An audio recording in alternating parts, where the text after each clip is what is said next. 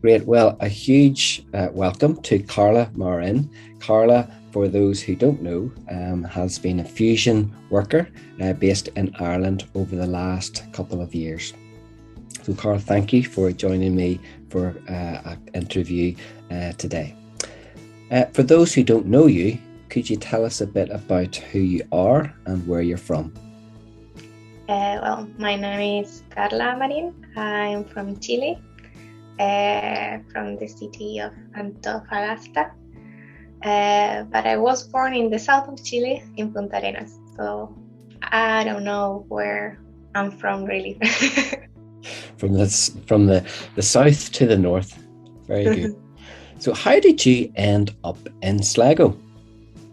Oh, long story. My pastor was telling me about this fusion program a long time ago, but I also have an excuse that I wasn't prepared enough to go. So when I went to Dublin to study English, and I was asking God what I can do after this. And my last day there, my pastor sent me this placement. And I said, well, God, this time I cannot say no. and I was praying for this, so let's do it. And that's the way I end up here. Very good. And prayer was a very central part of that process in helping you to decide. What was the most difficult thing about leaving Chile, which was nearly 2 years ago? The first difficult thing was leaving behind my family. In Chile, I still live with them, so it was really hard to say goodbye again because I was there just for 1 year and then I was leaving. And the second thing is to leave behind my culture because, of course, we have first things different language and different way or a lifestyle. So once you left Chile and you arrived in Ireland, what was the biggest challenge for you when you arrived initially? And then some months later, there was another big challenge that came along. Yeah. The first challenge was to try to understand the Irish accent. I was being here before, but of course in Dublin they have another accent. And the second one is, of course, the pandemic. Yeah. I didn't expect that, but when I got here, I don't know if everybody knows that before to come here, it was really difficult to get the visa. And it took me 1 year instead of 5 or 3 months. So I didn't understand at the beginning why it was taking so long to get it. But since I saw what the pandemic happened, when the pandemic happened and how I could help people here, I thought that it was good that I could spend that 1 year in Chile and then move here. Because I know during that year God was preparing me to have like the skills and to have a mental health to face this pandemic here. So I think even it was challenging, but God in some way prepared me to be here in this time. How do you feel you have been doing mission in Sligo? Coming here, God has shown me different ways that I can do mission.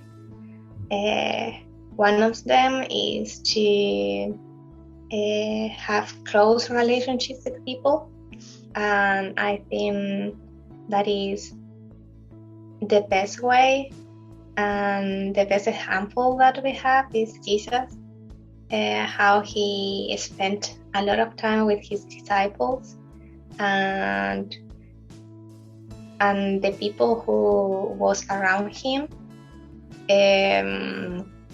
He also spent time with them and tried to help them in a way that they can have a better life, I could say, or not a better life, but a way that they can understand the kingdom of God.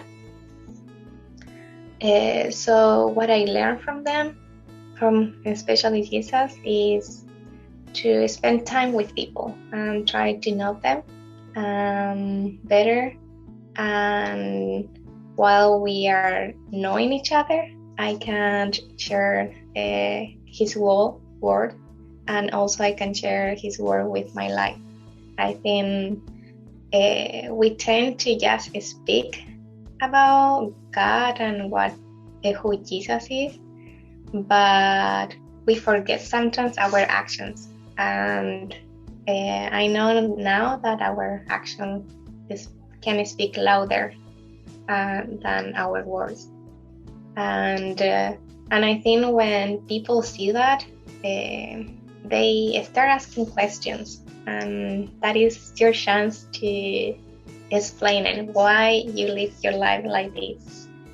That is the first thing. The other thing that is, I sometimes tend to speak like too much about God, and that is not bad. I don't think that is bad, but it also depends on the situation.